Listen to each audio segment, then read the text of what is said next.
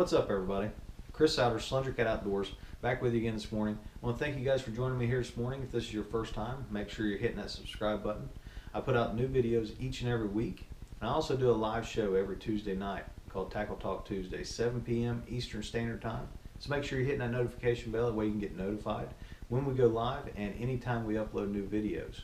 But today, it is Video Viewer Friday, and that is where we are taking your questions that you're leaving in the comments, and we're turning them into videos specifically geared towards those questions to give you guys more information and the best opportunity to catch more and bigger fish the next time you're on the water.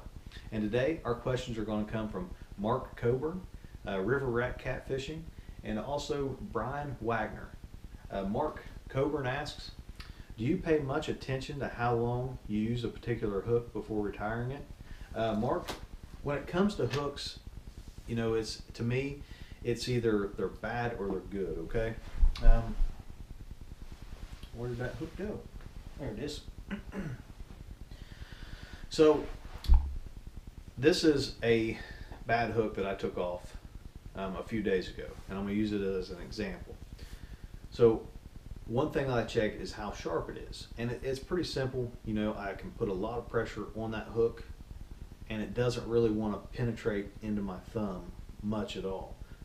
Now, something else I like to do is I like to take my finger and run it backwards across the point of the hook and feel for any catches, snags, rough spots, anything that I feel might make it not penetrate as good. And this one particularly has a little bit of a catch right on top of it, and that's going to mean that it's either bent or just mushroomed out from being dull, something like that, okay?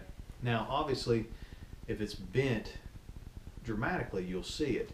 Now, a lot of people will sharpen their hooks, you know, and try to, you know, keep them sharp so they can keep them longer. There's nothing wrong with that if you can do that, okay?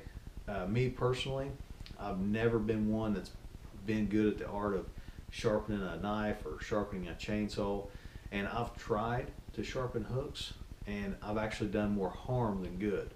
So when I come across something like that, I normally will just pitch it and put a new one on, okay?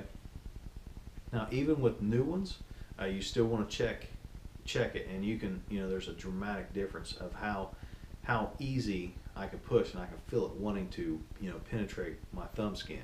And you also want to, you know, just quick check over to make sure that it didn't come with a, you know, bad point from the factory. I mean, it can happen, and it has happened. I've found them like that.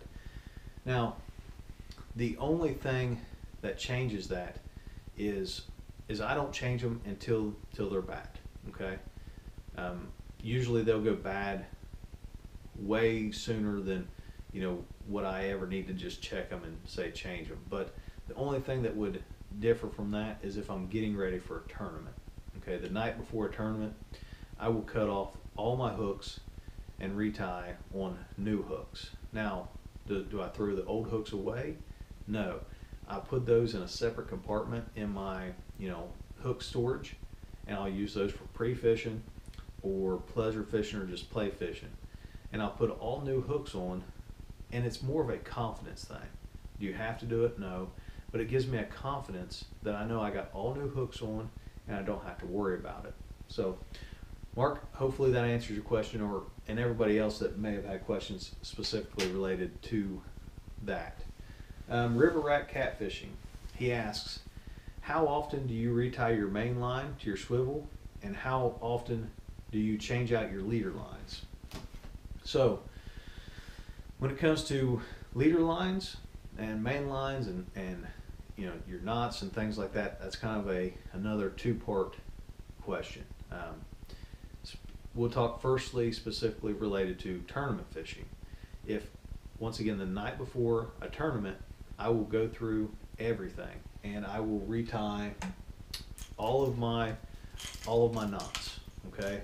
And something else I will also do is I will check my main line, you know, a few feet of that main line to make sure there's nothing there, but I will go ahead and pull off 3 to 5 feet of that main line and go ahead and cut it off, okay? And that just, it's another assurance thing to give me more confidence that I know I've done every single little detail I could to prevent myself from losing fish first thing in the morning, okay? When it comes to leaders, leader lines, and retying onto the swivel and things like that, that is all new the night before a tournament. Now, if like during the day of fishing, or during the day of just a regular day of fishing, I only change it when I need, when it needs it.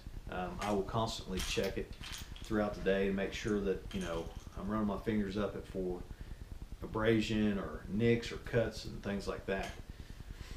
If I get snagged up and, I really am pulling hard and it breaks the leader line and not the main line, something I will do is go ahead and check this, check that main line for stretch spots or weak spots, and I may just go ahead and cut off a few feet and retie that during the day.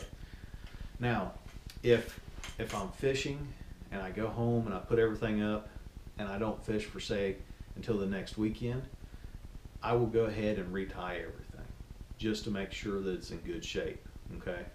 And then once again, I will check it throughout the day as I fish and only change it if I need to. But if I'm fishing today and I'm planning on fishing tomorrow morning, I don't really change that out unless it needs to be. If we're just out for a weekend of fishing and I'm going to fish today and I'm going to fish tomorrow and the next day, I just continually check them and change them as needed. I don't really retie every night or anything like that. So river rat catfishing, hopefully that helps you and anybody else that may have wondered about that. Brian Wagner, he asks, can too big of a swivel size cause line twist?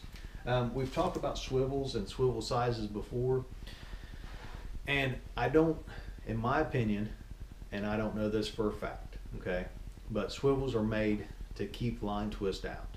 And I don't think by using a bigger swivel it's going to cause line twist in your line. But something that I would recommend, and I've talked about before, is if there's no need for a large swivel, to me there's no need in spending the extra money or having the overkill. Okay, for instance, this is a 100-pound crane swivel, and that is double the braking strength of my main line. My main line is 50 and my leader line is 80. So if this is 100-pound, if everything is right, then my main line should break before my swivel or my leader, okay? And that's normally what happens. So in my opinion, no, a bigger swivel will not cause line twist. But if you're in a lot of current, then bigger swivels can cause drag, or more drag than this. Whether it's enough to notice or not, I don't think so. But to me, there's no sense in having a 300-pound swivel if you can get away with a 100-pound swivel. So that is your questions for Video Viewer Fridays. I hope that it has helped answer some questions that was out there. And as always, I want to thank you guys for watching. I'm starting up the Amazon affiliate links in the description, so make sure you're going to be checking those out. Go to them. That's going to have all kinds of products that I highly recommend. I have spent lots of time trying to go through it and find the best bang for y'all's buck. So, and on the stuff that I use and that I would recommend, it's been a lot challenging finding all that. But anyway, go to those links.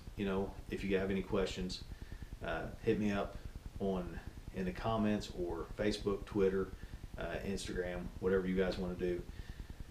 Make sure you're hitting that thumbs up, subscribe, and hit that notification bell.